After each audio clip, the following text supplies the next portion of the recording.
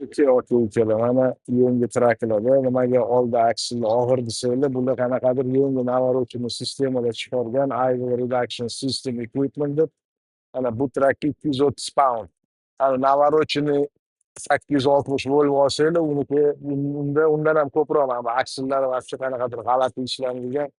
Hali buni tanklari 100 gallonlik. Tak front aksilni qarayman desanglar, mana bitta ballonda yozilgan bo'ladi. Mana ballonda yozilgan.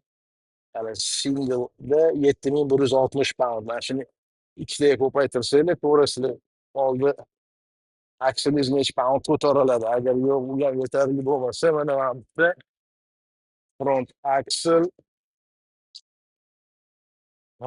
front aksel 13.220 pound ekan. Hatto o'zi yangi trak olgan bo'lsanglar, mana bitta заводской Volvo'skiy uni qo'yib qo'ygan. Mana oldi aksel qanaqa, orqa aksel qo'yib berasizlar.